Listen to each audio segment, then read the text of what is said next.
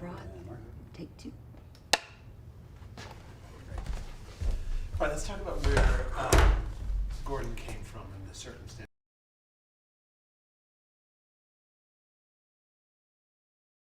Gordon was born in Kansas and was a farm child.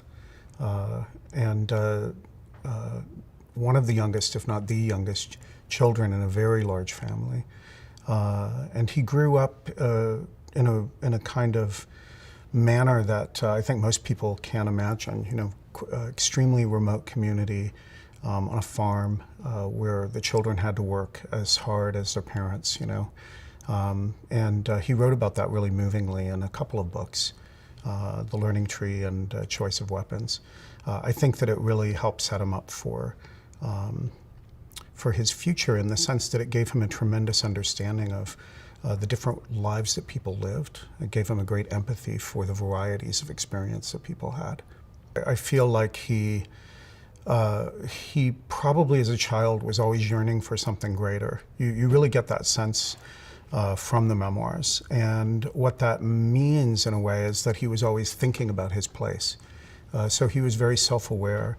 And while he never seemed in his memoirs and his writing, even later in life when he was looking back at his life through a series of retrospective exhibitions and documentaries and so forth, he never seemed to have that sort of crippling narcissism of self-awareness that people often have, but he did have a tremendous insight into himself, and he would frequently pause in his career, especially from the middle of his life on, to take stock of how he got to where he was and how he fit in and how he didn't fit in. You know, how it is that he always felt a bit at odds with the world that he had entered. And I don't think he was ever terribly comfortable with his success, while at the same time loving every minute of his success. So I think he was no stranger to the extremes of experience that an African American could have at that time, or that a poor person could have. He watched all of that unfold throughout his childhood. And then professionally, he watched it unfold through a series of assignments. He himself was in danger doing some of the work that he did as a photographer, especially. So I think that he was always aware of that, and I think that he openly admitted in his memoirs to having experienced great anger and frustration, in particular frustration, at the boundaries that would confine him and that would keep him from realizing his goals. However, I think he also had this incredible ability, probably part nature, part nurture, to subsume his own anger, to subsume his frustration, to bury his negative feelings, and to think about how to move forward and how to achieve his goals. That made him incredibly strong. It was a form of ambition that I think was tested all the time by obstacles. And for some people that would be crushing. It would destroy them. It would consume them in anger. But with him, it sort of drove him forward. It was like he was able to marshal and channel the energy of his anger to do something productive and positive. You know, it's hard to know in a way, because when I met Gordon, he was nearing the end of his life and had already had his incredible career. And I saw a person who was incredibly comfortable with his fame and and I'm very proud of his achievements. But I do think that if you look back at his life, what you see is a person who actually had to fight quite hard through a lot of barriers, and who did somehow manage to always give the impression of grace while landing on his feet, while recovering from the blow. And that's, I think, incredibly rare.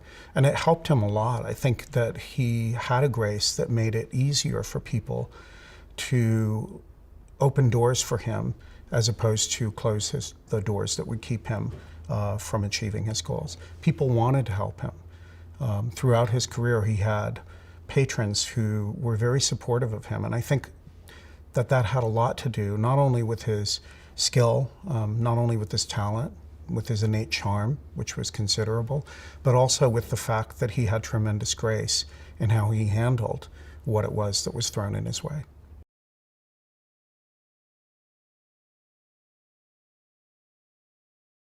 Yeah, well, his first photo essay for Life magazine was incredibly important, and it really set the template for everything that followed, and that was the project on a Harlem gang leader. This was a story that Life magazine probably couldn't have even conceived of doing prior to Gordon's arrival, because to photograph a Harlem gang meant that whichever journalist, whichever photographer were sent just uptown from the offices of Time and Life, they would have to fit into a black world, to a world of teenagers, and to a world of violence. And I think Gordon felt when he went to the picture editor at Life magazine that this was something he uniquely could do, something that he could bring to life that they otherwise could not have published. And so there was tremendous power in those photographs that came just from his access. And then on top of that, the photographs are incredible. And Life's editors understood that. They did an amazing layout of pictures around it. And that really established his career at Life. So I think that was a critically important photo essay. Another one that I think was very important was the one that he did in the 1950s on the effects of segregation in the rural South. Photographs were color, whereas Gordon had, before that, photographed almost exclusively in black and white, certainly for Life magazine. He had photographed in black and white, except on some fashion assignments. And those photographs had tremendous impact, partly because of the color.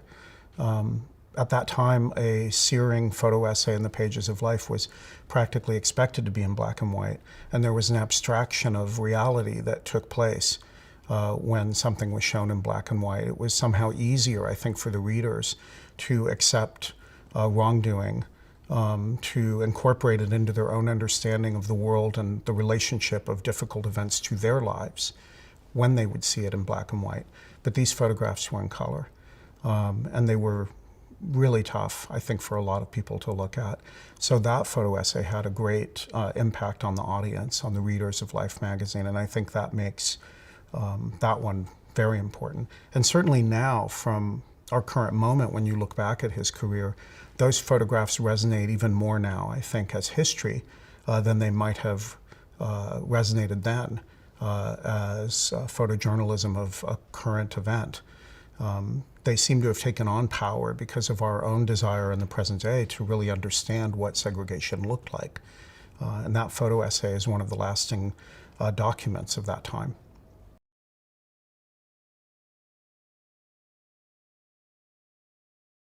Well, I think color is the tonality of everyday life. You know, if you're a reader of a magazine in 1956 and you occasionally see a story in your small town newspaper about what life is like for a person of color living in another state, you know, hundreds of miles away, you're reading text. It's in black and white, but it's words. And then if you see photographs, you might see black and white pictures of a personality. You know, Martin Luther King at that time was a rising personality that people might have seen a photograph of. But in 1956, to see the lives of people portrayed so movingly and to see all of that in color, I think had incredible power for people. The people that Gordon photographed were everyday people. They were not political people. They were trying to live their lives. But their circumstances were straightened by the boundaries and the barriers that were everyday for people who were poor, for people who lived in a rural area, and for people who went to a one-room schoolhouse. These are people who had trouble getting jobs. Gordon made their lives real. He made their circumstances palpable, and color really helped him do that. He was quite resistant initially to using color for photographic assignments, but he started to understand over time how to photograph in color in order to help people translate experiences that were alien to them. And I think that he did it by focusing on the everyday. Those pictures stand out now partly because they're not political photographs. They're not of marches. They're not of speeches. They're not a famous people. Those pictures stand out because they preceded the days of the civil rights movement that are likeliest to have lived on through photographs. This is a period prior to that, and these are people who were the subjects of Jim Crow laws, the people who really suffered. And I think that photographing those people in color only added to that. There was a sense then for readers at the time, and I think there's an even greater sense now, that this is actually what was meant by the leaders of the civil rights movement when they fought for legislation, when they marched in the streets. They were trying to protect the lives of people like the people that were in Gordon's photographs. I think Gordon understood both intuitively and intellectually the power of representing recognizable circumstances in his photographs to an audience that he could very well imagine. I think he wanted to put himself in the feet, behind the eyes of the reader of Life magazine and imagine what it is that they would react to, what it is that they would respond well to. And I think that's what makes him such a great empathetic photographer. He was thinking about the impact of the pictures. He was thinking about the story that would be conveyed. And one of the ways that he did that was that he liked to embody whatever subject he had been asked by his editors to represent in a family, in the face and body of a child, in a home, in a neighborhood, in a community, because he knew that the readers of Life magazine would be innately sympathetic to the circumstances of a child, of a family, and of a community, because they themselves have experienced all those things. And I think he understood that people, once drawn into these images, would understand the differences between their relatively more comfortable lives and the more difficult and challenged lives of the people in the pictures. He might have come on that subject himself. I don't know to what extent he read those texts. I suspect he did, but I don't know that. What I do know is that whatever he intuited, he then became very serious about and very conscious of, because when you look at his photo essays through the 50s and into the 60s, even into the early 70s, you have a really profound sense that Gordon wanted to represent lives in a way that was visually dramatic, but not dramatic in a way that would make people seem dangerous or unknown or unknowable. He wanted to portray people in a way that was everyday, that was quotidian and sympathetic. And I think that was critical to him, because his empathy, he felt, could not be translated to the audience, could not be passed along unless he did that. He spoke very often about a lesson that he learned at the beginning of his career from the famous picture editor Roy Stryker, who said that it wasn't easy to represent suffering or marginalization, racism specifically, in someone's life, that you couldn't actually easily narrativize that it was very hard to tell the audience that somebody is suffering from an invisible force and from something vast and impersonal like racism. But that if he as a photographer could figure out how to visualize that he would have great power in his images. And I think Gordon set about doing that right from early in his career. And by the time he was in his prime at Life magazine, he knew how to do that better than almost anyone. He could make a picture that was incredibly direct, straightforward, simple, and pure, free, if you will, of the external drama of the civil rights movement, free of the drama that typically would attach itself to descriptions of poverty and suffering, but somehow all the more powerful for that. That just looking in the proud face of somebody who is poor can help convey a million things about poverty and a million things about resilience.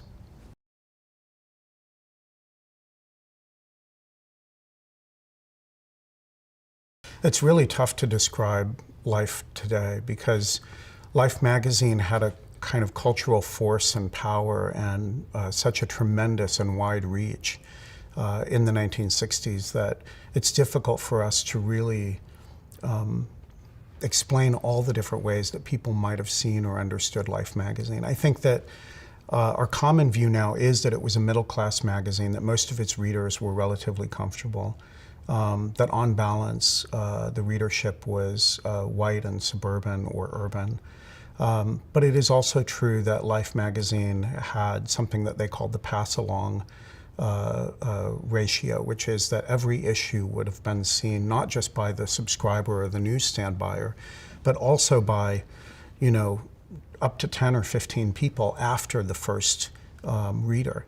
So that if you were sitting in a barber shop, you might be reading a copy of Life magazine that's 3 weeks old and that you didn't subscribe to, but it's sitting there. That if you were finished with your copy of Life, you might give it to the person next door. And so the readership was so wide that it's difficult now to go back and say, oh, the Life reader was monolithically X. I think that becomes even more true when you look at other countries. Life magazine was not viewed in Brazil the same way that it was viewed in the United States. There was a rich tradition in the media of describing both Life and its sister publication, Time, as being political publications that represented U.S. foreign policy. And this is throughout Latin America. So there was a great distrust, you could say, certainly on the part of the media in countries like Brazil. And there was a suspicion that Life magazine was like a stalking horse for U.S. foreign policy. So when Gordon arrived in Brazil, there was a very strong sense that anything, certainly anything about Brazil, that would be written in Life magazine or represented in Life magazine would in some ways align with the foreign policy goals of the U.S. Congress and the newly elected president, John F. Kennedy.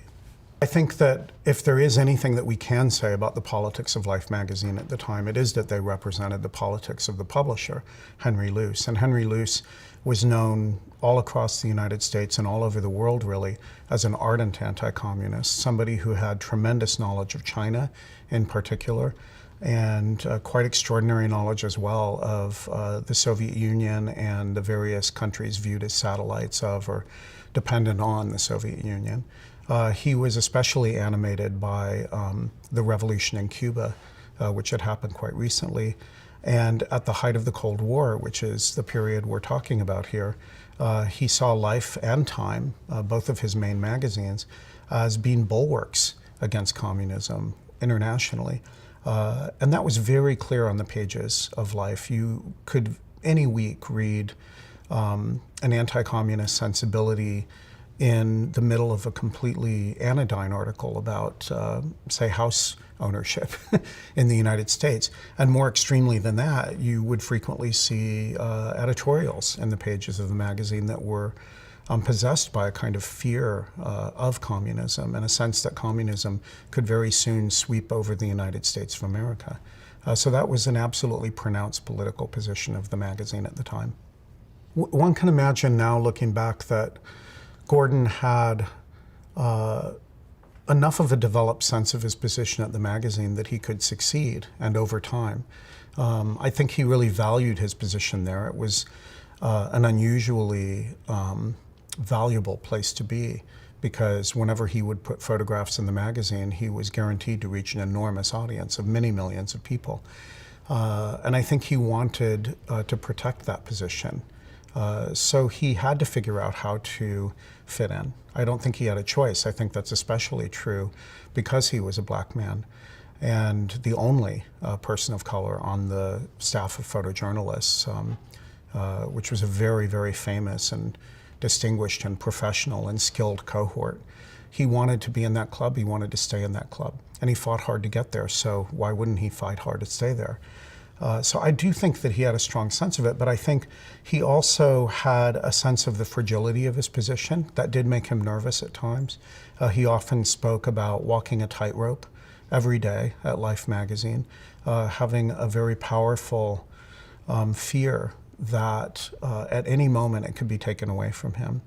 And I think that that made him quite strategic in what he did to maintain his position. I think it also drove him to succeed, to constantly do really, really good work so that he would be invaluable to his editors.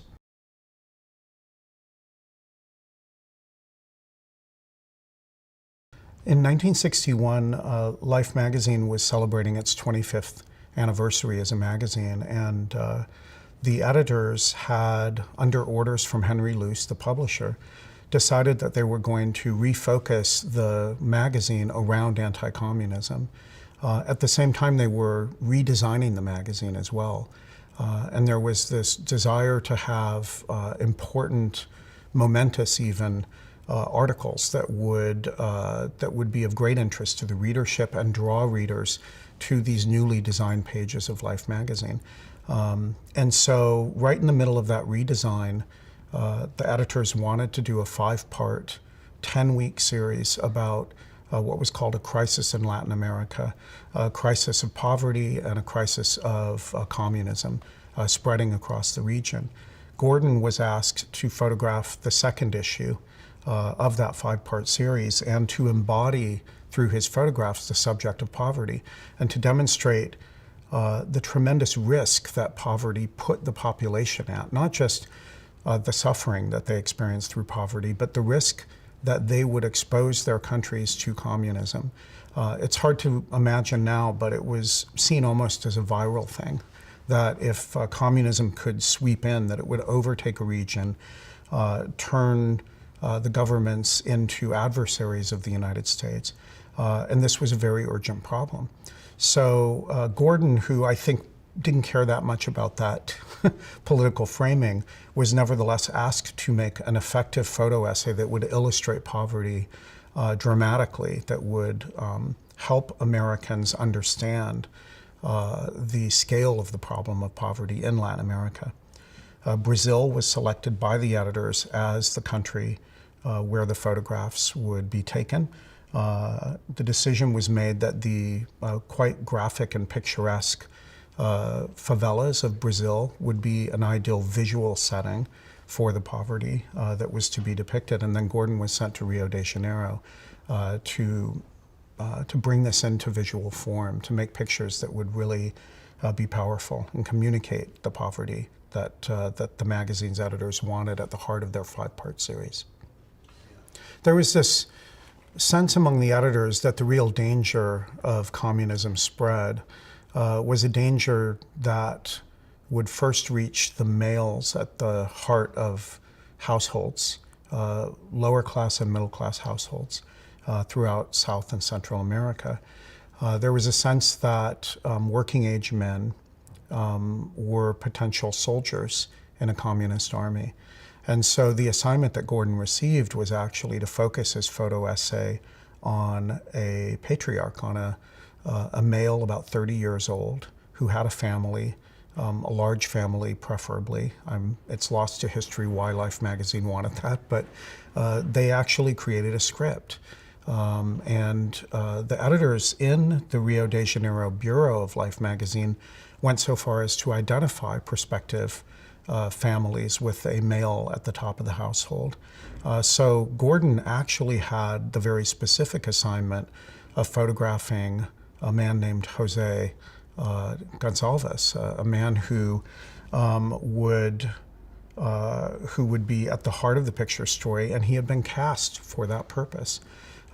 It was Gordon who decided that this was not very visually interesting, and that to photograph Jose would not really create empathy on the part of Life's readers.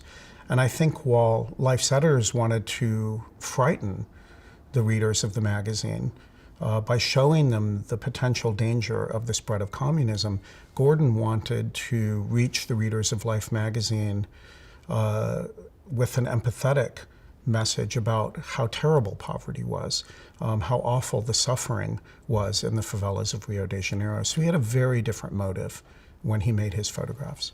Gordon had a list when he arrived in Rio. He was given a list, and the list was of a number of prospective families. The idea of the editors in Rio was that Gordon would visit each of the families in turn and decide which one would be best for the picture essay that he would make. This is a bit of backroom information that the readers would not have had, and that even people today, looking back at history can't quite believe that that the subjects of a photo essay would be cast as though they were actors in a movie. But that is precisely how it was going to happen. What is really interesting is that Gordon chose the first family on the list. He was walking to the top of a hillside favela called Catacumba in Rio de Janeiro with the expectation that he would meet the patriarch. But the patriarch was not home. Jose, the father, was actually at the bottom of the hill, and Gordon had likely passed right by him on his way up the hill. The father was selling fruit and turpentine and bleach in a stand at the bottom of the hill, working all day. So up at home, at the top of the hill, was the family, which consisted of children, the oldest being 12 years old, a boy named Flavio. Gordon later remembered that as he was walking up the hill, he was passed by Flavio, this 12-year-old boy, that Flavio was carrying a big 5-gallon tin of water on his head, and that he was spindly and frail, that he seemed almost like the picture of suffering. But incongruously, he smiled at Gordon, a big, beaming smile, a charismatic smile, as Gordon remembered it later. And that in that moment, Gordon knew that this was his subject. It's hard to take that completely at face value. One imagines that it's really the next few minutes that made the difference, as Gordon actually made it up to the house, knocked on the door, saw that the little boy he had just seen on the trail was the little boy in the house. And then as he entered the home and saw the dynamic between Flavio and his siblings, one imagines that that's really when he knew. But either way, it was all over. He never visited any of the other families on the list. He was much less interested in the father from that moment forward. And I think in that moment, Gordon had forged a kind of metaphorical, you could even say father-son relationship with his subject, where he was looking at an image of a child that reminded himself of his own childhood in Kansas, and where he became paternal, almost by extension, very sympathetic to Flavio and to his struggle. And that's really what he tried to represent. And he did it in a very personal way that I think had almost nothing to do with the agenda of Life magazine's editors. When Gordon was at the top of the hill, he was looking at shacks on stilts, essentially, constructed from cast-off pieces of wood and tin roofing, broken pieces of lumber, just sort of stitched together, if you will, quite haphazardly and somewhat dangerously. You can even see when you look at his photographs that the pilings that were used to keep the houses aloft were rotted wood, wood that was probably left over from the construction of other shacks cascading down the hillside. The poverty at the top of the hill was actually much worse than the poverty at the bottom of the hill. The houses at the bottom of the favela were relatively comfortable and large by comparison. They typically had closer access to the plumbing at the bottom of the hill and to the electricity that was sometimes patched in from the city's electrical wires. At the top of the hill, it was quite muddy, filthy from rain and mud and sewage. There was no plumbing up there. There was no sewage system of any type. So it smelled terrible. It was overtly dangerous, even to walk. It was very dangerous for the children that he found in the household because they were playing amidst all of this dangerous construction. And on top of all of that, there were dogs running free, biting the children. The children were beating up on each other, and there was the ever-present danger of crime. It was a society that was in many ways unpoliced. And I think that for Gordon, it was quite shocking. He had seen poverty in many circumstances and in different countries by that point. This was poverty that he said that was beyond a scale he had ever seen. And although it seems a bit crass to say it, I think it was visually very compelling. So while he was disgusted by it on some level. He also was moved by it, and he thought that the readers of Life magazine would be able to really see what suffering was like because it was so pronounced in this community, and I think that's why he wanted to focus on it.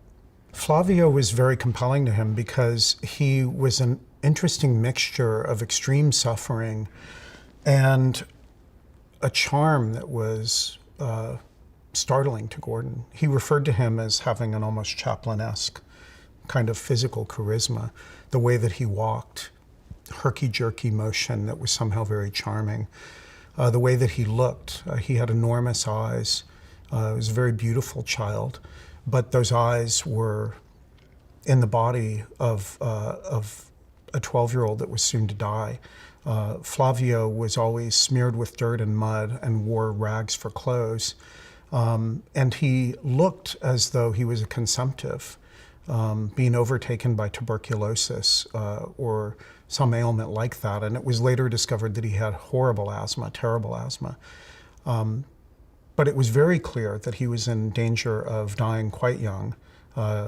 Gordon actually took Flavio to a doctor for the first time, and that doctor said that he had very little time left to live, no more than 2 years, and probably much less than that. So all of this was present and visible in the body and the face of Flavio. And yet at the same time, he had this incredible spirit, this charisma that Gordon often remarked on, and a kind of happiness that belied his suffering. And all of that was very appealing to Gordon. It made him fall in love in a way with this little boy.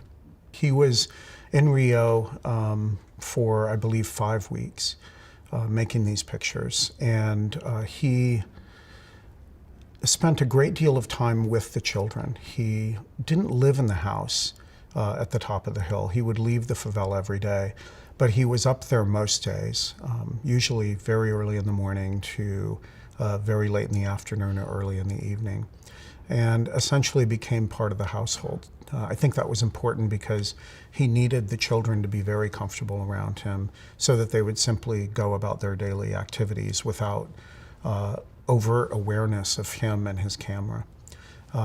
He was there with only one other collaborator, a man named Jose Gallo, who was there primarily to interpret, to translate between English and Brazilian Portuguese. But it was a very small, very intimate kind of setup. That was really all that was possible. The shack was incredibly small. And you can imagine that there was a great deal of awareness on the part of neighbors that there was a photographer from Life magazine. And Gordon himself was not an easy person to miss. He was a very good-looking man. He had a kind of gravitas, a way of carrying himself that you couldn't miss. And he was obviously dressed better than most of the people that were in the favela. So there was this concern that he had and that his editors had that he not become too much of a spectacle and that he try to fit in. All of this made it difficult, I think, to do what he did. All of this at the same time made for an evolving circumstance that led to richer and deeper photographs. We have a sense now, looking back at the photographs, that there was a real evolution to Gordon's documentation in the favela, that he started by making pictures of the kids and how they related to each other, and that as time went on, he made more and more photographs about Flavio's particular circumstances and his isolation within the family. He was also, toward the end of his documentation, ordered by his editors to take more photographs of the father. The editors had found out that Gordon was focusing his reportage on the son, on the child, and they were not happy to hear that their assignment was being tossed aside. So toward the end, Gordon made a lot of the pictures that he had originally been assigned to make. And those are, I hate to say, some of the least interesting pictures in the documentation because Gordon's heart wasn't in it. He had already decided that the real story was this little boy and his relationship to his family. You know, it's hard to project backwards and find skepticism. There's no real evidence of that. He was covered as a news story. His presence was an event. He was actually met at the airport by reporters, which is hard for us to imagine now that, I mean, CNN journalists or television journalists can be quite famous, but you still don't imagine that you would be met at the airport as you're arriving to cover a story by other reporters who think that you are the story. And yet that's exactly what happened to Gordon. And the stories that were printed were laudatory, and they were personality pieces, if you will. They focused on the fact, the event of a famous photojournalist, and more importantly, a famous black photojournalist, because Life magazine only had one black photographer, arriving in a country like Brazil and bringing the attention, the Klieg lights, if you will, of American media to a Brazilian story. That was a big deal. So when you look at these stories now, you have this great impression of a star who had arrived in order to bring attention to a problem in Brazil. There was full awareness of what the subject was. While Gordon made very sure that he was not followed on his way to the favela every day by reporters, he nevertheless was open with the journalists who were covering him, spoke freely about what his goals were for his reportage. And so that's all right out there in the open. One of the reasons why Gordon left Life magazine as a staff member in 1960 and then hired himself back as a freelancer was because he was branching out. He had been writing poetry and in other formats for many, many years. He was interested in many things at this point, music as well. He was composing music. But in 1960, when he left, he had the very specific goal of doing more writing. And this eventually led to the publication of his first novel, just a couple of years after the Flavio story appeared. So the editors of Life magazine knew that Gordon was a writer. And they had actually included some of his writing in pieces that he had done earlier. That was very unusual. It's not that it never happened that a photographer would write something to go along with their pictures, but it was not the normal format. Normally there were reporters who would collect information and do interviews alongside the photographer, and then writers back in New York City that would write the text. And in fact, that's pretty much how this story played out. However, because Gordon was known as a writer, and because Gordon was having such an extraordinary experience making this photo essay, the editors, kind of midway through Gordon's documentation, realized that something special was happening. And so they asked Gordon to write a text to go along with the photographs. And they wanted it to appear in the format of a diary. Because he was right there, he was on the ground, he was still working, still every day going to the favela and making these pictures. So I think that was in a strange way, the most truthful format. An imaginary diary, if you will. He had not been making a diary to that point, but it was the best way to place him at the scene, and then by extension, when the text appeared later as a diary by the photographer, an extension for the viewer so that they could find themselves in the story by imagining that they are day in and day out going with Gordon to the favela and seeing what it is that he saw. So it personalized the story for the readers and gave a kind of richness to it. It also had the effect of placing Gordon in the story so that he became effectively like an ambassador for the reader, a person that the magazine had sent to represent them and to witness poverty in the favela, not just through his photographs, but also through his own experience of making the photographs. So it was very powerful. I think Gordon did see poverty as a set of traps that were always there for the poor, a set of circumstances that were almost impossible to overcome. And I think it's instructive now to remember that at the time, poverty was analogized in typical popular language in the United States to a thing that could be overcome, to a set of circumstances that, while unfortunate, were temporary. And then along with that, there was this sense that people who were poor, intractably poor, generationally poor, were at fault for their poverty because they should be able to get out of it. That because it can be escaped, only a weak person doesn't escape. So in Gordon's generation, the belief that poverty was incredibly persistent and complex through generations, making it nearly impossible for people to find their way into a different tier or a different class of success in American society. That was a quite radical perspective, and it was one that a lot of people didn't agree with. Gordon, I think, saw that he had a challenge in representing that to make images that would convey that was incredibly difficult, but worth the effort. And by this time in 1961, I think that he was such a great image maker that he had so much experience trying to represent seemingly invisible social ills, things that were, not taking visible form, but rather affecting the fabric and the texture of people's everyday lives. He had such experience with that he could do it, that he could do it really well, and that he could engender extraordinary sympathy, which of course is what happened with the Flavio story. He depicted the poverty that this little boy was suffering so vividly that people felt that he was really trapped and that his suffering was terminal, that he would in fact die if they didn't do something. And to have a reaction like that from the readership of Life was very unusual. But I think it's the power of Gordon's photographs that accomplished that. This, of course, was not the goal of the editors of the magazine. They never imagined that something like this would happen.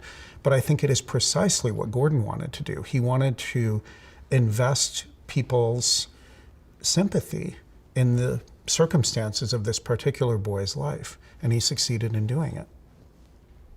When we were working on our book and exhibition, we spent a lot of time with Flavio. And he remembers it well, but he doesn't like to verbalize his experience. And so asking Flavio, how did you react to Gordon's presence? You don't get that much in the way of answer. He will typically kick back with a question of his own. What would it be like for you if somebody showed up with a camera? I think that when we look at the photographs, and we can see not just the photographs that were published in Life or subsequently, but the pictures that Gordon didn't use that are on his original rolls of film. What you see is a child who loved the attention. In many ways, a natural-born performer, a comedian, we are told, by Gordon and then by others who knew Flavio. Somebody who, on some level, and I know this sounds romantic, but on some level he was waiting for that camera to show up. And he made the most of his moment. He had no way of knowing where these photographs were going to go. He might have seen the magazine, but at the age of 12, how could you conceive that of what it would mean that people would see your life portrayed to, in the pages of a magazine read by 7 million people? You just can't possibly understand that. And yet, on some level, he knew that he had a relationship with Gordon, he had a relationship with the camera, and he participated absolutely fully in the making of this picture story. And I think Gordon really felt that way. Gordon felt that Flavio was the perfect subject, that he had as great a role to play in the making of this story as Gordon, as the maker of the photographs. Gordon was so moved by his experience with Flavio and by this relationship that he couldn't have fully understood himself at the time, the connection that he had made with the subject. I mean, Gordon always related very well to his subjects and had many stories about getting along very well with people that he photographed over a period of weeks. And it seems very clear from the accounts of others who were present that his subjects often responded very well to him and adored him even. And yet there was something different about this. His reaction to Flavio was more powerful on some level, perhaps because Flavio reminded Gordon of his own childhood. And so when Gordon left, I think he felt quite stricken by the prospect of leaving this little boy. I think he also felt very worried about him. There was a very strong sense that Flavio didn't have much longer to live. And I think Gordon felt a bit guilty about making these pictures and leaving, which of course was the traditional way that photojournalists worked, but not something that Gordon was very comfortable with. Gordon didn't like the idea that he was just passing through. He didn't leave his emotions at the door. And so I think that that was also stressful for him. And in a moment of what he later admitted was weakness, he said, "I promise I will come back." I don't think he meant it, and I think he knew that he didn't mean it as he was leaving, but he said it anyway, and it turned out to be true. The story goes that the editors were not happy with what Gordon brought back. Even though they appreciated the brilliance of the photographs and the connection that Gordon had with this little boy, it wasn't the assignment. And this was a 5-part series, and there was a goal. The goal was to promote John F. Kennedy's foreign policy in Central America. It was very clear. And so the editors wanted what they wanted. The story goes that when they saw that there was not a great picture story about the father, but rather a great picture story about the little boy, they initially shifted gears. They started to think about how they could make these photographs work for the story. And they ended up selecting one picture from among Gordon's reportage, we don't know which one, and putting it across a page from another photograph made by a different photographer, and using other imagery and text in order to satisfy the requirements of the editors for the second part of the story, which was about poverty. But what happened next is that something was in the newspaper. The Secretary of State, Dean Rusk, actually gave an interview to the New York Times and talked about the importance of combating poverty, which was precisely the subject of this second part. And the story was published in the newspaper at exactly the moment that the editors were finalizing the layout. And the story goes that Gordon and his editor, a man named Timothy Foote, went to the bosses at Life magazine, the editor-in-chief, and said, "Look at this story. We absolutely have to do this fantastic picture story that we have." And while it's impossible to retrace that and know if all the circumstances of Gordon's description are true, nevertheless, it does seem clear that this story had an impact. And the story can be found, right? You can go back, as we did, in the archives of the New York Times and find that original story. And it is precisely at the moment that the editors were working on the final selection of photographs. So it does seem as though a last-minute decision was made in reaction to the news that the Kennedy administration had emphasized the importance of making the scale of poverty clear to the American public, which is what Dean Rusk said. And then Life reacted to that. They saw that they were in the middle of telling such a story and that they had a responsibility to tell that story as plainly and as dramatically as possible in order to serve the Kennedy administration. At the time that Gordon made this photo essay, it was really typical for a picture story to be maybe 5-page spreads, maybe 4-page spreads. It was very rare that a picture story would occupy as many as 6-page spreads or 12 pages, and that is the number of pages that the editors assigned to this story. It's also important to know that at this moment, the editors had just redesigned the magazine, and they were giving more central position to the photographs. The photographs were larger. The areas of text were smaller than they had been before. And it was precisely at this moment that Gordon turned in his photo essay. So he was one of the very first photographers to benefit from this new format that really emphasized the photographs. They were printed very often and throughout Gordon's photo essay at full size in this new style, in this new scheme. And so many of Gordon's photographs of Flavio were enormous. They were quite large. The pages of Life magazine were substantial. And I think that that really furthered the impact. There was also a sequence made of the photographs so that the pictures told a story that was really impactful and quite emotional, beginning with a depiction of the world that Flavio lived in. and evolving through a documentation of the way he spent his days, the hard work that he did taking care of his siblings, and then finally ending with a really graphic depiction of his suffering, the terrible asthma that he had, and the fact that he was understood to be dying. All of this was depicted as a story of a boy heading toward death, and that, I think, conveyed a sense of urgency to the readers of Life magazine, looking at these big, extraordinary photographs on the page, leading toward an inescapable conclusion, which is that this 12-year-old boy was in very dire trouble, initiated a response on the part of the readers that was unanticipated. I think it took the editors by surprise.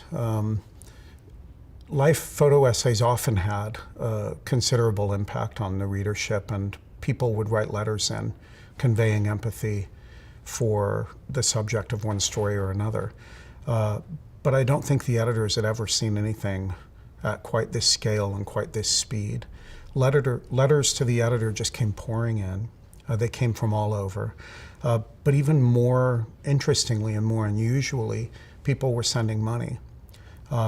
And stories started to come in from different bureaus of Time Life, not just in the United States, not just in Brazil, but all over the world, of people who had seen the issue and then reacted by going to the offices in their community of Time and Life and leaving donations.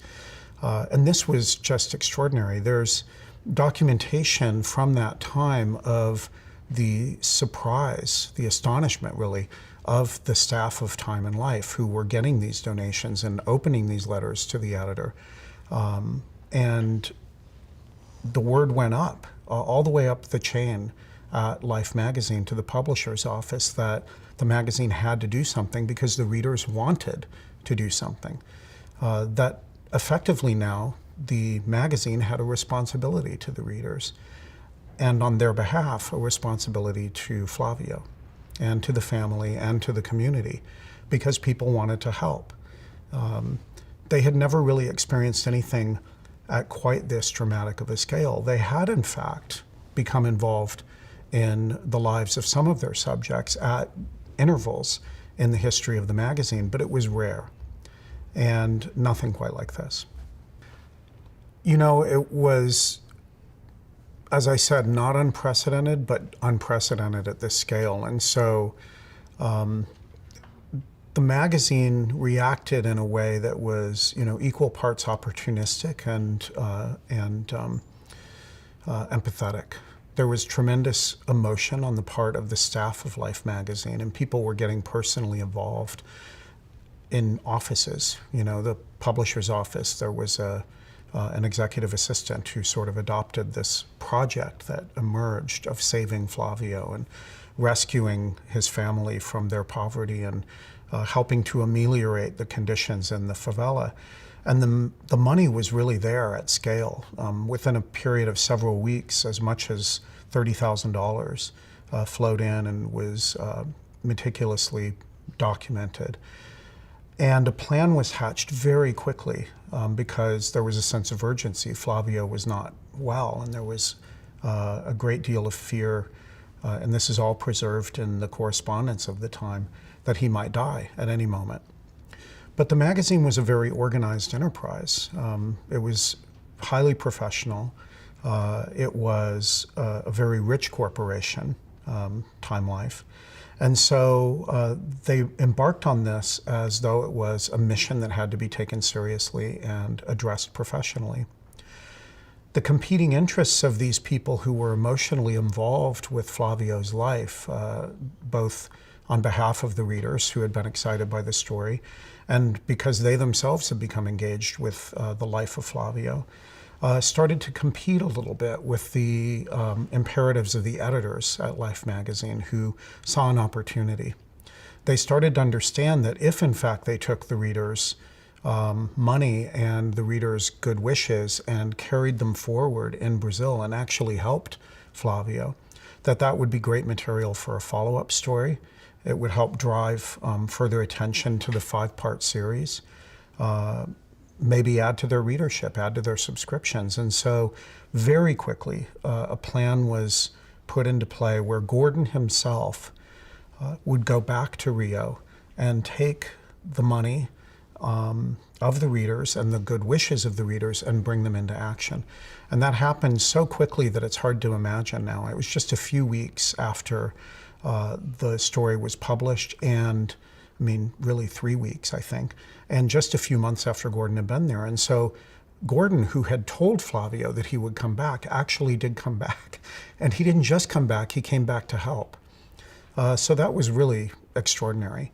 It happened fast. Flavio was with his family, moved out of the favela. They took their very few possessions, and they went to a new house that had been purchased for them by the magazine's editors.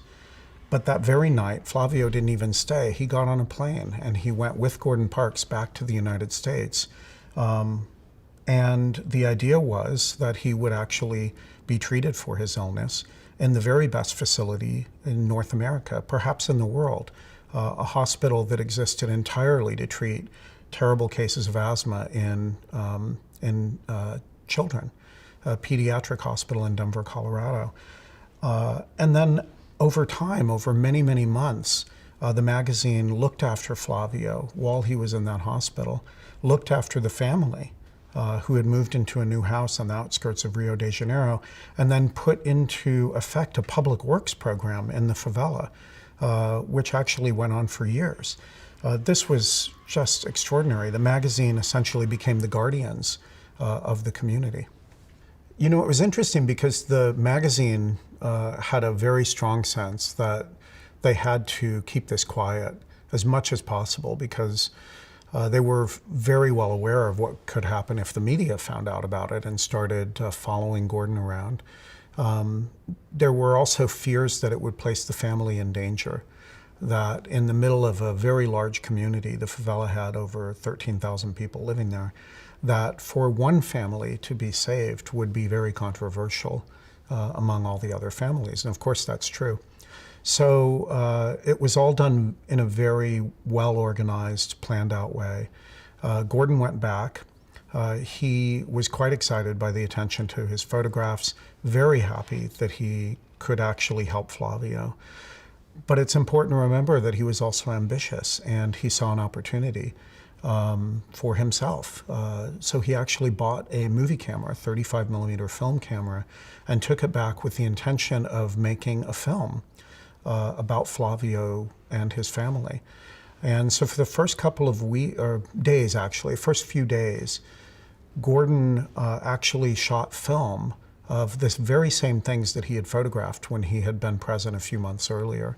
And that gave the people in the Time Life Bureau in Rio the time they needed to find a house, to buy furniture, to set it up, and to prepare the groundwork for what became a very, very rapid operation of moving the family out into the new home and getting Flavio onto a plane. So once the Brazilian media found out about it, they were not happy, and they were present. They had been tipped off somehow on the day that the family actually moved out of the favela. And this was quite distressing for Gordon, for the magazine, the Rio Bureau people, who had tried to keep all of this as secret as they could, and most importantly to Flavio and his family, who all of a sudden had not just Gordon's camera on them, not just a still camera and now a moving camera by Gordon and his crew, but also the attention of the Brazilian media, who followed them as they went from the favela to have a meal, to go to a store to buy toys and clothes for the children, and then to their new household, which was some distance away and outside the center of Rio. They were stars, and their story now appeared on every newspaper and magazine in Brazil and in broadcast media as well. And for days afterward, there was tremendous attention on the family. Gordon and Flavio, however, had left. This return to Brazil by Gordon and by Life magazine precipitated a counter-reaction. It took a minute or two to develop. I think it was really the event of the family leaving the favela and the magazine intervening to rescue the family and get involved in the life of this child that provoked Brazilian media outlets. And for days afterward, there were stories in the paper, pictures of the family, and then eventually editorials decrying the intrusion of this American magazine, the invasion in Brazilian affairs. And if you look now at the stories that were published, they were uniformly negative. I mean, they really only varied in the degree of their outrage. In the aftermath of that, one of the most important Brazilian picture magazines, a magazine roughly analogous to Life, called O Cruzeiro, decided that they were going to turn the tables on Gordon Parks and on Life magazine. And O Cruzeiro sent one of their best photojournalists to New York City, very deliberately chosen because that is where the corporate headquarters of Time Life were located. And the editors of O Cruzeiro knew full well that there was tremendous poverty in New York City. So they thought, well, we'll document that. They set out to do a picture story very much like Gordon's, centered on a poor family living in New York and going through some of the same struggles as the Da Silva family.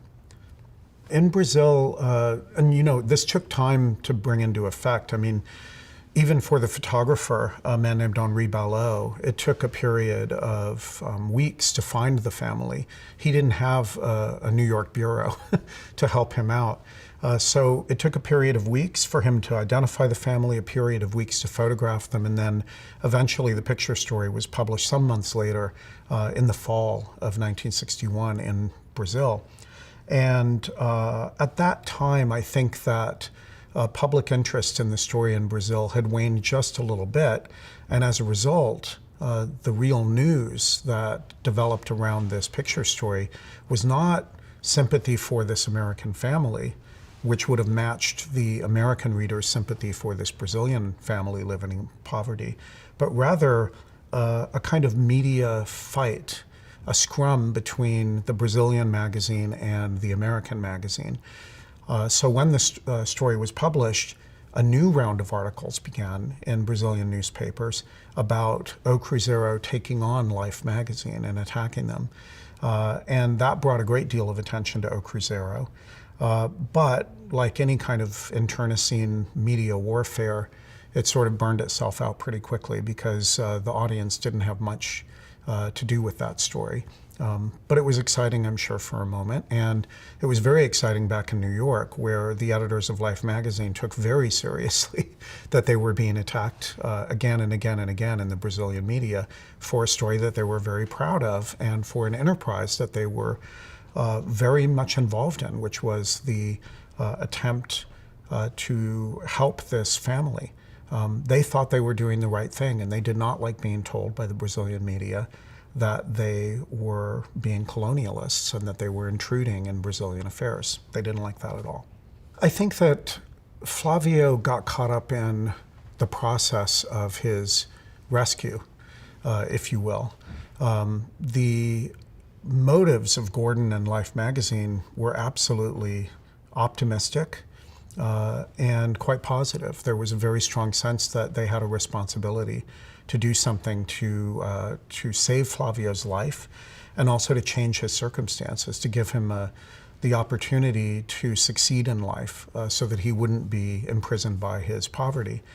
And now, if you go back and you look at every step that the magazine took over the next 2+ years of involvement in Flavio's life, you can see that they thought they were doing the right thing at every turn.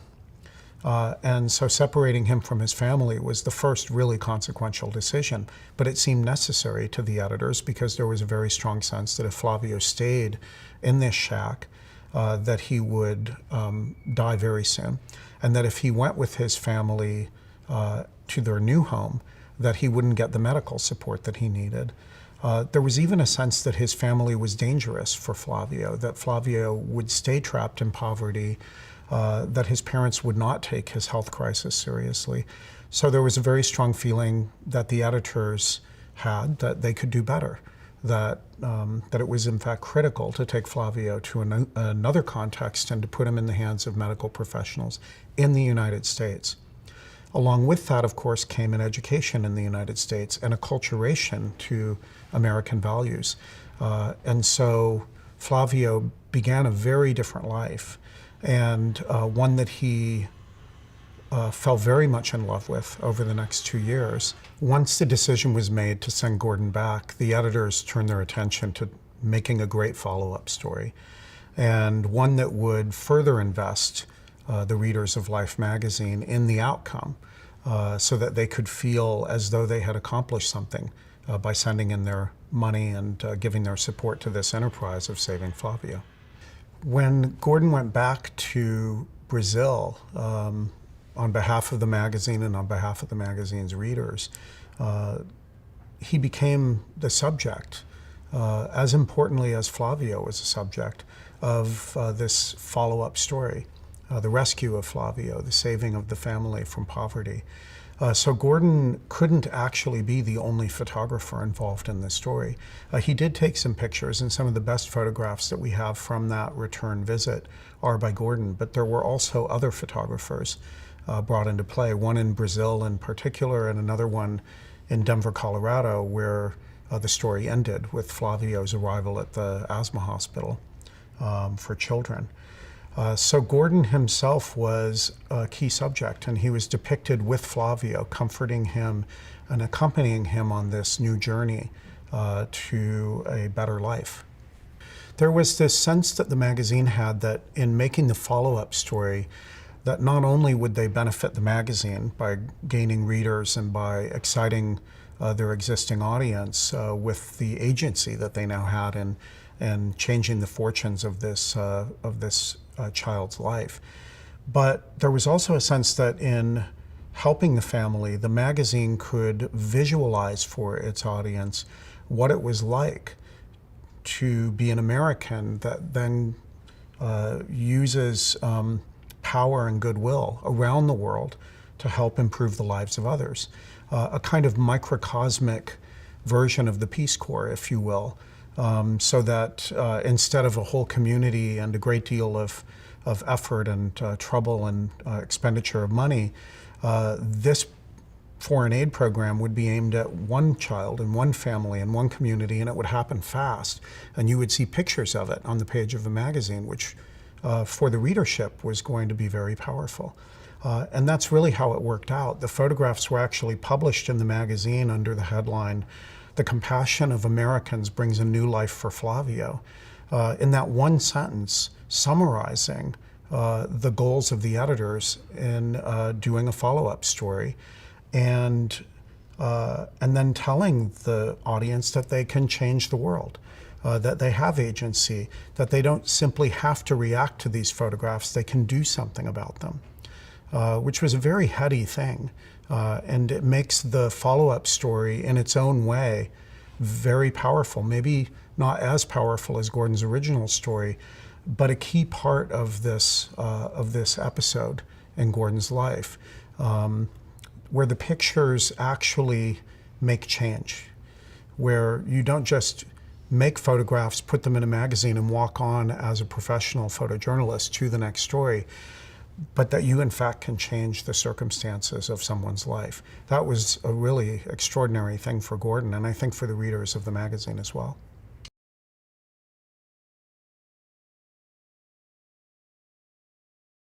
You know, Henry Luce had written the foreword to one of JFK's books that he published prior to his presidency as part of his pathway to the top of the power structure in the United States. Henry Luce also had a long relationship with Kennedy's father. And so by the time Kennedy became president, one could say that he was indebted to the support of Henry Luce, who was, by the way, a famous Republican, not a Democrat, and typically not supportive in the pages of his magazines of Democratic candidates for the presidency. He made an exception for Kennedy partly because of this prior relationship, and therefore played an integral role as the most powerful person in media who had supported Kennedy on his rise. That gave him access and entree, and it also gave him a sense of responsibility to now support Kennedy's policies. And Kennedy really insisted on that as President of the United States. So we can now, just by going back to the archives, we can retrace the history of Kennedy's indirect involvement in the making of the Flavio story. And it's only just indirect, because it's very clear that the Flavio story was part of the magazine's push to support Kennedy's foreign policy and to promote the passing of legislation and the allocation of U.S. funds to support that policy.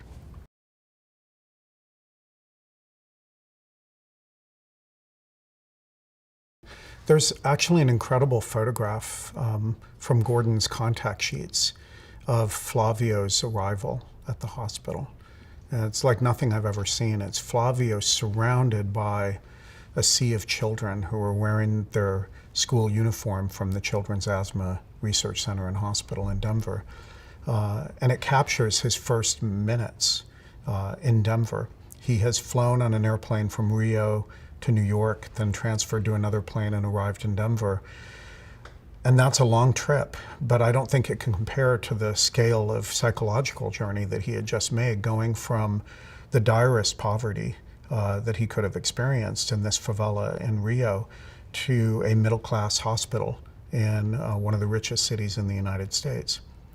And he was a celebrity because he was famous as the child of the favelas who was being rescued by Life magazine. This was unfolding news. There were journalists covering Gordon's journey with Flavio to the United States. So the children at this hospital were very, very excited. And all of this was a lot to take for Flavio. He's 12 years old. He's never experienced anything like this. And it was startling to him and disruptive. And his family is not there. It's hard to even conceive of what that must have been like. Things got normal, sort of, in the next few weeks, but that first few days must have been completely shocking to him. He also had a tremendous amount of medical care all of a sudden.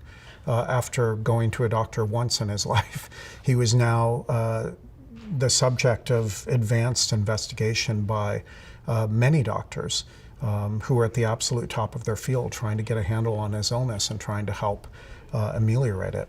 What they found was that he did have this advanced state of bronchial asthma, and it was exacerbated by malnutrition and by a host of untreated ailments throughout his childhood. He had essentially been without medical care since birth. And when you put all of that together, he was just so fragile that a case of asthma that might have been, relatively straightforwardly treated in the United States was much, much more complicated for him. What they found to their relief, these doctors, was that he was a great prospect for recovery, because now he would be treated for his asthma. Now he would be monitored day in and day out for what was imagined to be and became a 2-year period of treatment. So he would be fine, and they knew that in those first few days, and they were really relieved about it. So attention turned to the other problem, which is he didn't speak English, and he had a completely different cultural understanding of how to act, how to behave, how to get along with others. And all of a sudden, he was in a world that was not familiar to him, and he had to adjust to that.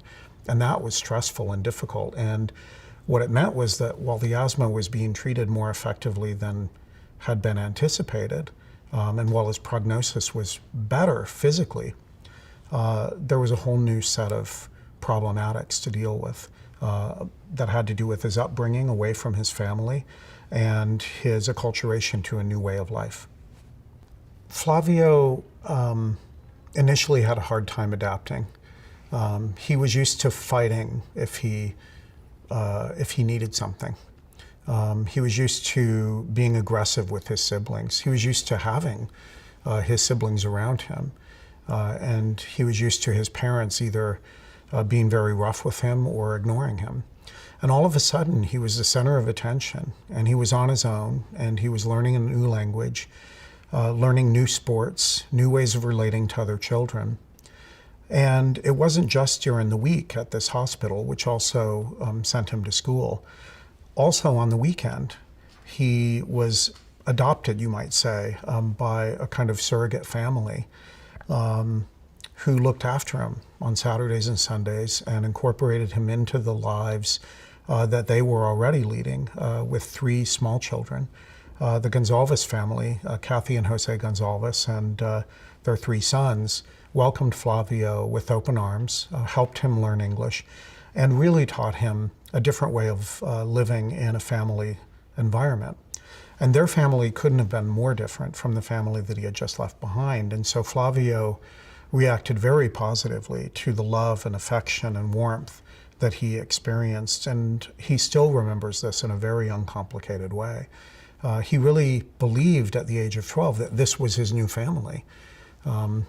He wrote to his old family because he was told that he had to. He wrote them a letter every week, but he never got a reply from Rio.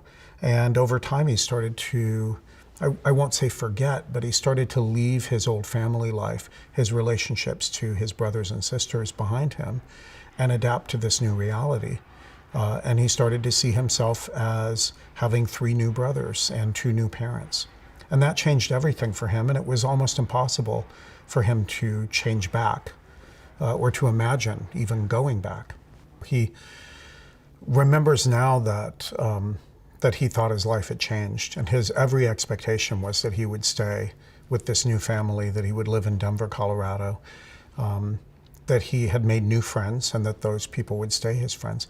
He was a teenage boy and at the cusp of being a teenager, and he was also a bit behind in development and education from his peers. So if anything, he saw his circumstances in a way that would have been distorted even for an American child. He was in 1st or 2nd grade as he started to go to school and learn English. So he was taller than the other kids and had a very central position, both because of his height and his more advanced age, and also because he was famous, as I said before. He was the famous child from Rio de Janeiro who had been saved by Life magazine and its readers. So all of this was very heady and very exciting, and it is easy to imagine that he didn't want that to stop. He didn't want it to end. You know, there was a lot of dispute among the many people who became invested in Flavio's improved hope for a brighter future. There were teachers who saw him every day in school and watched his progress and became very excited about the possibility that he would be able to live a better life. There were the people at Life magazine who had all of their hopes wrapped up in this.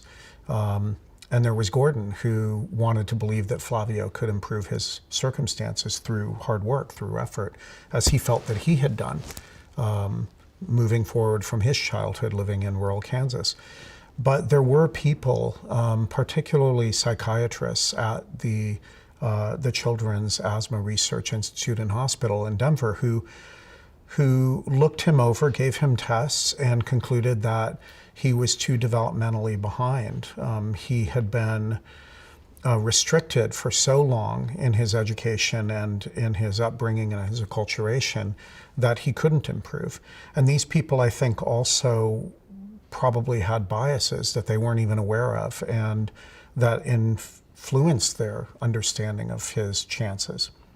So they did. There are documents that show certain people in positions of authority, helping to define his future opportunities, who said that he had no real hope of improving beyond his circumstances, that he would always in some way be a child from the favela, that he would always have blue-collar work only, and that his education would stop at a certain point, that he wasn't capable of going any further.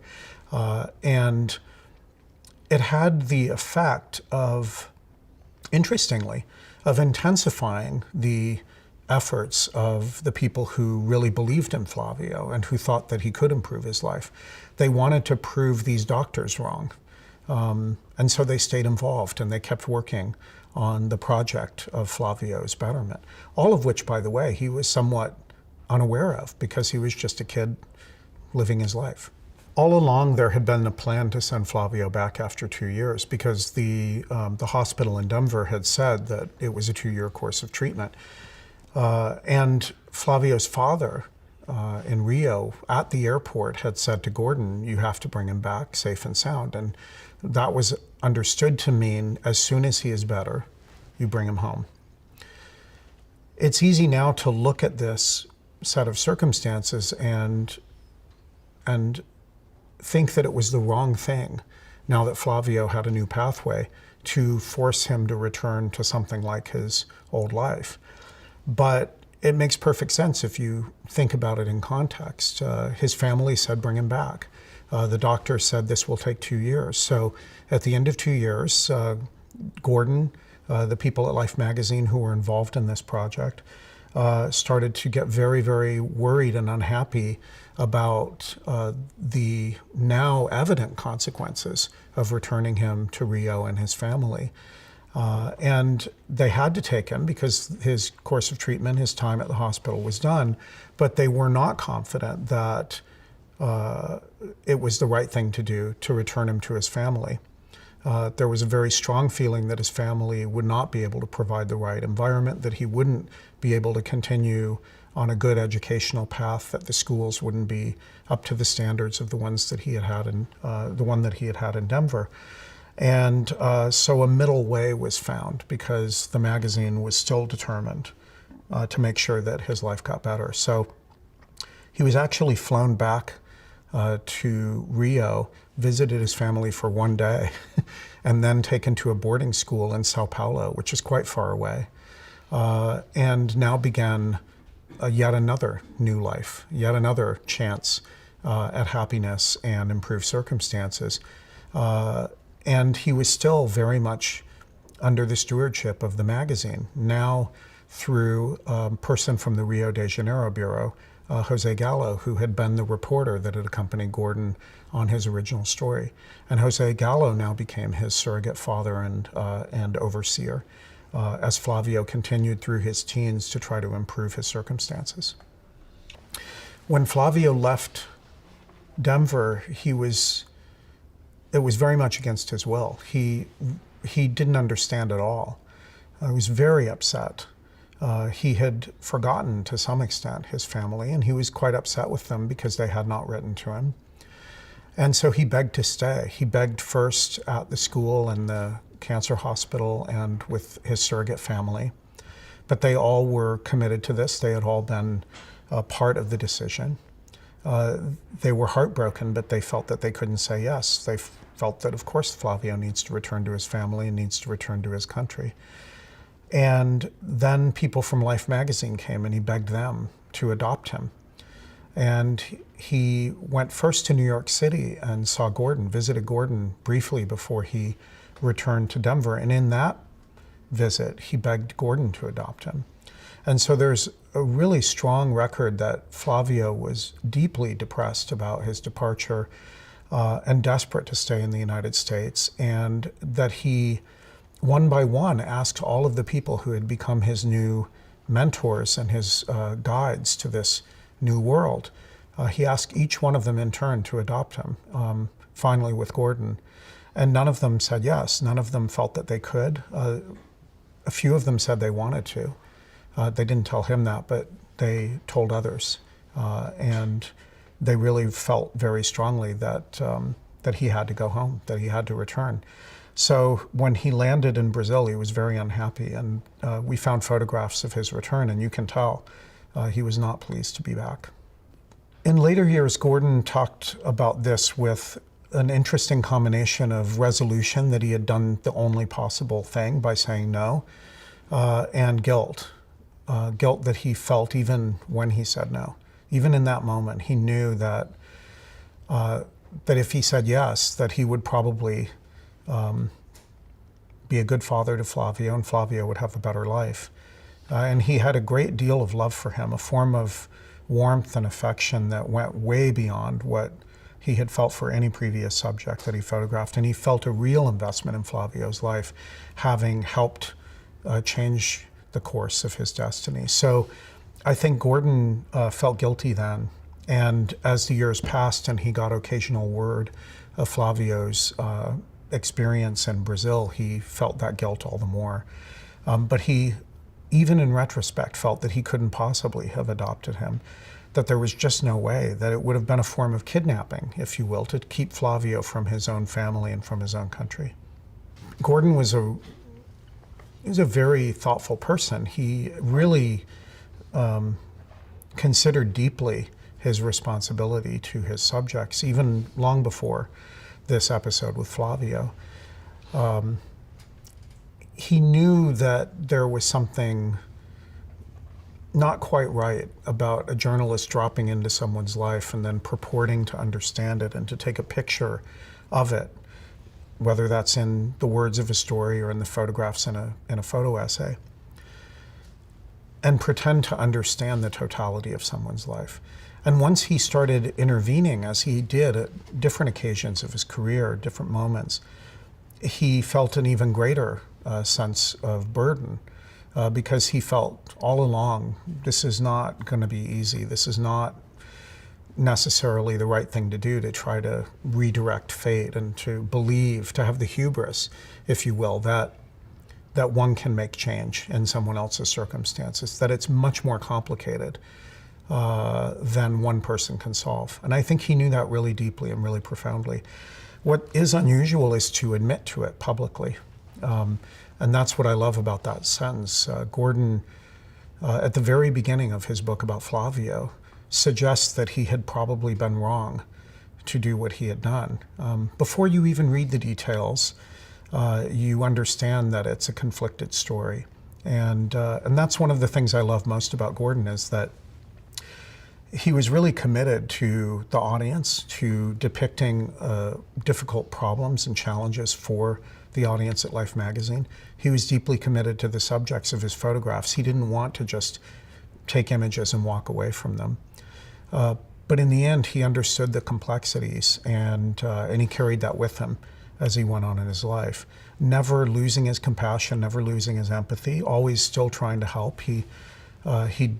What he experienced with the Flavio story, he experienced on stories that he made later, but all along wondering if he was doing the right thing.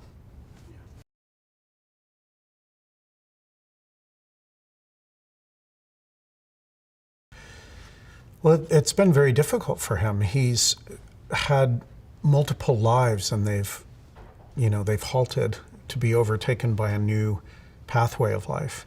That's happened to him again and again.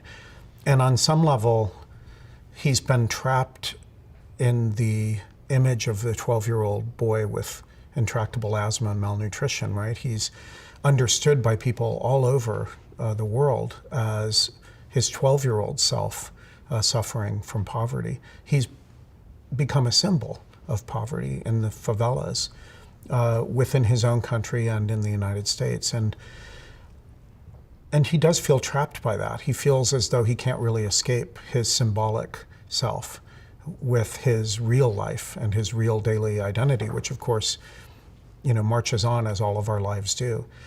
So he's on different pathways at all times, and he's incredibly aware of that, and I guess he has to be.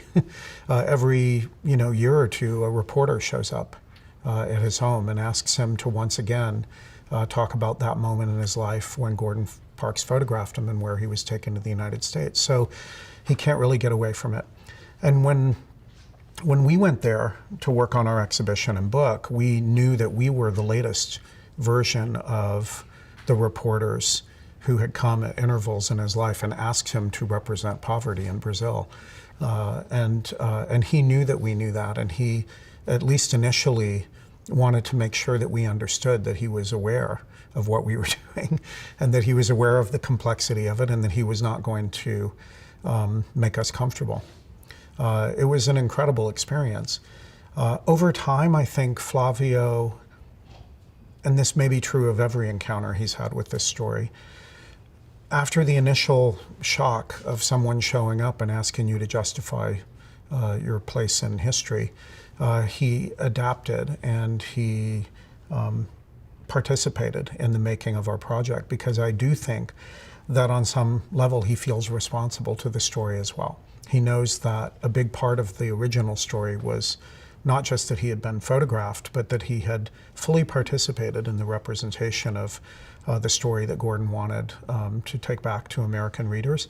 And he feels a relationship still with the United States and its readers, although presumably almost everyone that read the original story is gone. He still feels tied to Gordon and to Gordon's history. And he still feels indebted to the many people who helped him, who gave him money. He remembers their names, the ones who kept giving him, sending him small checks as he grew up. And he feels honored on some level by the exposure, while at the same time being very aware of the pitfalls and the difficulty that it's given him in his own life, which has not proceeded in any kind of rational way because of this intervention in his life. Very complicated right from the beginning. Even when he returned to Brazil, he found that people were not very sympathetic to him because he was now seen almost as a participant in this embarrassing anti-Brazil story. And that continues today. When we showed up to talk to him, he was a bit anxious about what his neighbors would think, about what his siblings would think, because Flavio, from one perspective, was the one who had it good. He was, the kid who was rescued by Life magazine. So it is really, really difficult. And he, at the same time, as a 12-year-old through 14-year-old when he was in the United States, he was totally unaware of all of this because he wasn't in Brazil. He was in a very different place and living a very different life where he was the center of attention and where he was improving his circumstances. So it's very complicated for him, and it was a real shock to him when he went back to Brazil. And since then, although he's gotten used to it, he now has to deal with the fact that he doesn't represent a completely positive story to the people that he knew then and that the people who have learned about him since then. Gordon did visit him once in Denver after he dropped him off, and then the two of them visited in New York City when Flavio was heading back to Brazil. They spent a day together, which was a very happy day for both of them, getting reacquainted and dealing with this shared reality where they were the two key players in an epic story, an international and geopolitical story that they starred in. And then in subsequent years, they kept in touch by letter very occasionally. And then anecdotally, in other words, Flavio was always in touch with the Time Life person from Rio de Janeiro, and that person would send word back to New York, and Gordon would hear third hand what was going on in Flavio's life. But at a couple of key moments in the late 1970s and then again in the late 1990s, Gordon did completely re-immerse himself in Flavio's life. Once to write a book about Flavio and the circumstances of his early life, his attempted reinvention of his life in Denver, and then his years subsequently back in Brazil. And then again in the late 1990s when Gordon was working on a documentary about his own life. Flavio was very important to Gordon, not only as a person, but also as the subject of what he thought was his greatest photo essay, the greatest project that he did for Life magazine. And so Gordon wanted absolutely for Flavio to be part of that documentary. And on both those occasions, in the late 70s and the late 90s, Gordon actually went back to Rio to find out how Flavio's life had gone. And in the 1990s, that was filmed.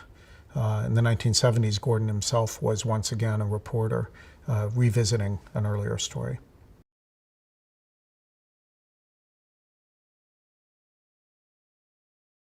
Hollywood was a tough environment for Gordon.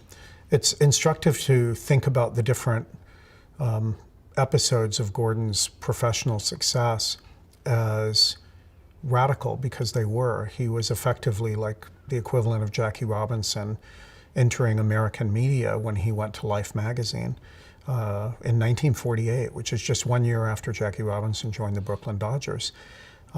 He was a civil rights icon. That couldn't have been completely clear in the moment, but it wasn't unknown. It wasn't misunderstood by the participants. There was a real effort on Gordon's part to integrate the communities that he entered, and on the parts of the people that hired him to integrate their staffs, their rosters of journalists at Life magazine or at Time Life. And so when Gordon went to Hollywood, that all started over again. He was the very first Black American film director to make a major studio motion picture when he shot the film The Learning Tree from his own novel. And his pathway into Hollywood was smoothed by an unlikely figure, by John Cassavetes, who recommended Gordon to direct, to adapt the script from his novel and then to direct when Cassavetes was approached to adapt The Learning Tree. And Cassavetes had enough power at that time to actually make that happen. But it was never an easy fit. Gordon was, for most of his time in Hollywood, an uncomfortable fit, either with the typical genres that were consumed by white audiences going to Hollywood films, or the Black audience, which was at the time being shown primarily exploitation films, B-movies of the era, if you will. And Gordon himself directed one of the most important of those, Shaft. But the rest of his career in Hollywood, which was comparatively brief, just 10 years or even a little bit less, was one of difficulty. His budgets were not enormous. He was mostly directing genre scripts. And at a certain point in the mid-1970s, Gordon stopped making movies for reasons that I don't fully understand. He made a couple more movies later in his career, but they were not Hollywood movies, and they were not big budget films at all. So it was a brief, meteoric career, and then it was all over. It's tempting to try to read a lot into this. I'm tempted all the time to try to, I assume that there is some major reason why Gordon's career stopped, but the truth is it's actually really rare to have a long career in Hollywood. And Gordon was a really good workman-like director, but he also was very much divided in his attention. He was, at the time that he was making films, he was also writing poetry, he was composing music, he was making photographs. Right up through 1972, he was making photographs for Life magazine. So he was doing a million things, and he was also busy being Gordon Parks. He had become famous, a celebrity. And I think that it might simply have been that he was not going to have a long career in the first place in Hollywood. But it is also possible and tempting to believe that he was not a comfortable fit, that as while he had been able to walk a tightrope at Life magazine, he couldn't quite walk the tightrope in Hollywood. He couldn't quite be of such great value to the producers and the directors because of his talent that they wanted to keep him on. It may well be that he had a limited lifespan because he was not destined to stay a filmmaker. And it's an interesting story that I hope will be told one day by researchers, by scholars, historians who really try to figure out what was behind that.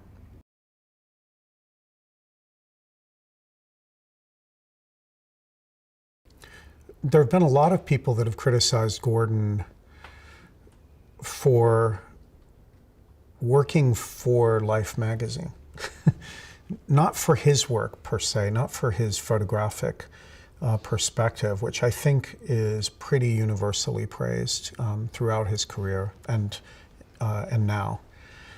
But I think that there were a lot of people then who understood Life magazine to be a compromised environment for serious, purposeful photography.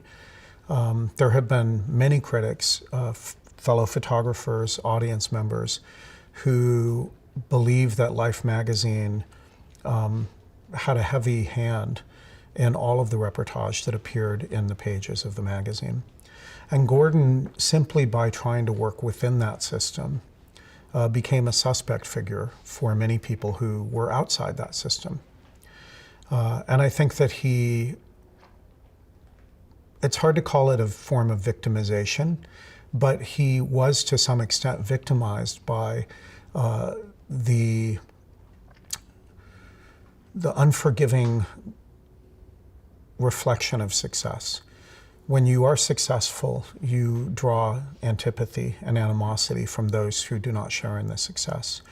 And Gordon, as a singular black man in an environment that had very few people of color, was a target for people who resented his success and who believed that he had sold out or compromised his vision in order to succeed. I have never agreed with that perception. I think it's short-sighted, but it's understandable. And I think Gordon understood it and didn't really fight back against it because it would have been a waste of his time and energy. He would always have been targeted for his fame and his success, and also because he believed that it was contextual and completely as necessary as his success is that there would be detractors to his success, people who opposed him.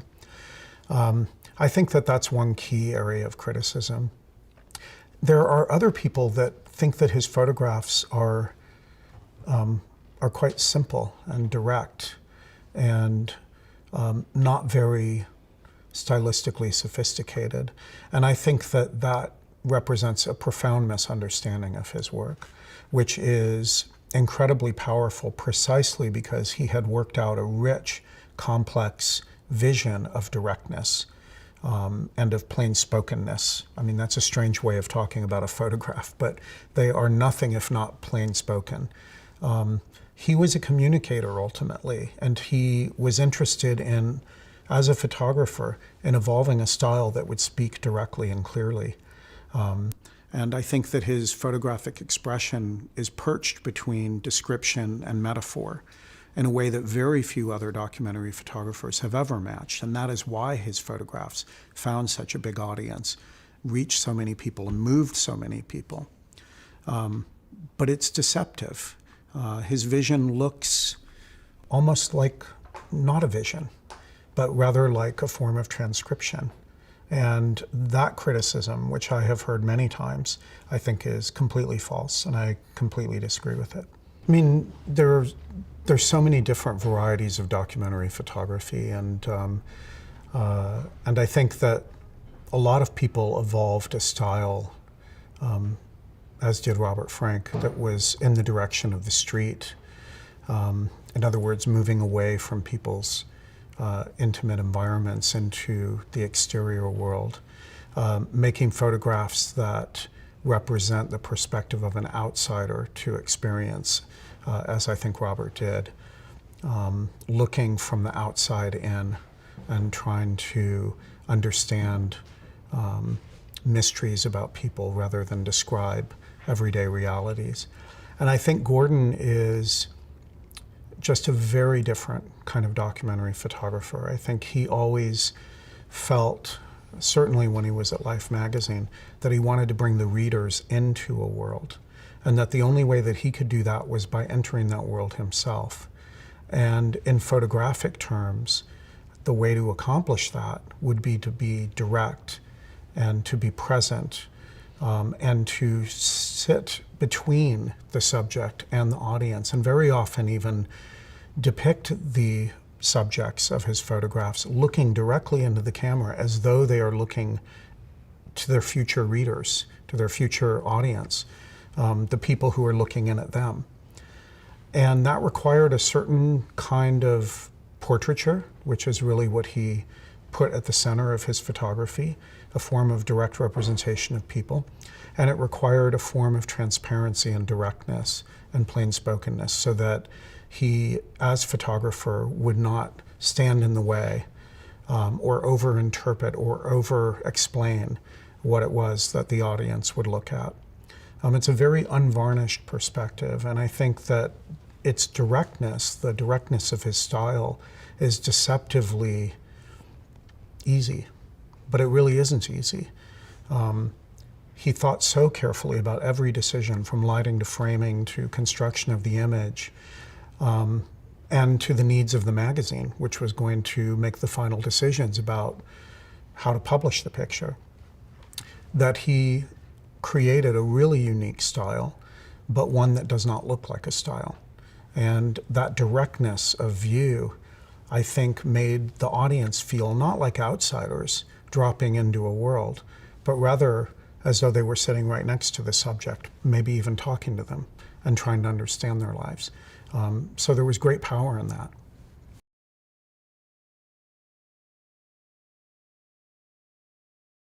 I think Gordon's vision has had such influence because he was very well known in his lifetime and much emulated, because he was a pioneer. And I think also because he had such a big magazine audience in the pages of Life, he reached a lot of people, and he filtered into the cultural vocabulary of American lives.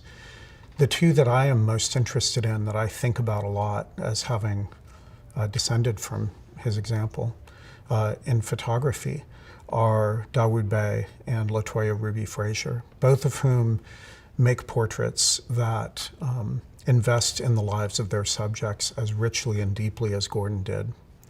And in filmmaking, I see Ava DuVernay as somebody who is as precise and direct and unsparing in her description as Gordon was in his work, especially his work as a photographer and as a writer. And I do not know the extent to which she was influenced by him, but I am startled by the connection of her vision to his.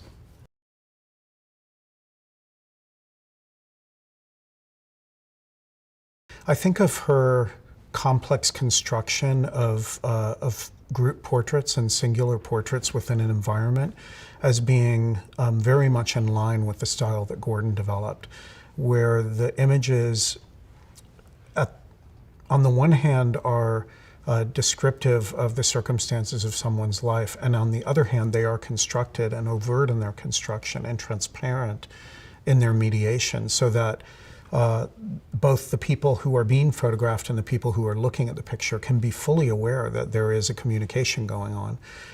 These are not fly-on-the-wall images. They are images that are invested in telling a story that the subject wants to tell or to symbolize.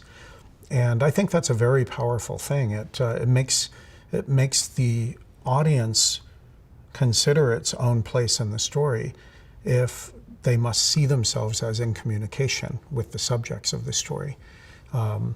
It's quite an interesting approach, and I have spoken only a little bit to Latoya about this, but I know that she's completely conscious of her debt to Gordon, and I would be interested also to find out to what extent the Detroit material exemplifies that. But I think that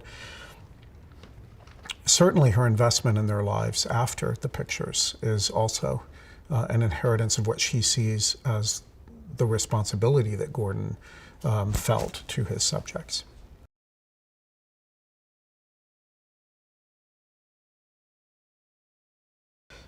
This picture is a really interesting one from the Flavio story. It actually stands apart from the rest of the images that Gordon made of Flavio, even within Life magazine, where it was a critical picture. It sort of ended the story by suggesting that this was a child whose life was not going to go on much longer.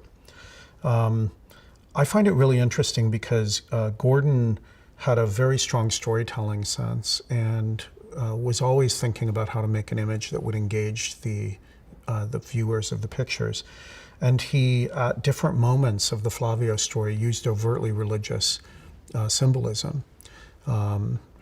Famously, in the very first picture that appears in at the heart of the first spread in Life magazine, he shows the statue that's famous in Rio de Janeiro of Christ the Redeemer, sort of coming out of the clouds above the favela in the foreground, the favela where Flavio lives.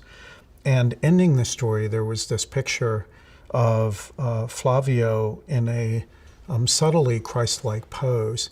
And if you know your art history, this picture looks a lot like a painting by Mantegna of Christ after he descended the cross, as he's laid out with the holes the nail holes of his crucifixion visible in his feet. And although this is not precisely like that, it evokes that image, and Flavio evokes the suffering of Christ in this picture. And in symbolic terms, it's very, very powerful. The readership of Life magazine would not even have had to think about the crucifixion, about Flavio's spread arms, about that painting by Mantegna, which I'm sure most of them had never seen or didn't know about. And yet somehow they get it. And that level of storytelling, description, symbolism, combined with the very precise details of Flavio's suffering, the outline of his rib cage as he experiences an asthma attack, the pain in his face, and then the poverty in the bedding of this picture are just so, so powerful. So this became the summational image of the picture story, and I think the photograph that really has to be credited with moving the readers of Life magazine to try to help him.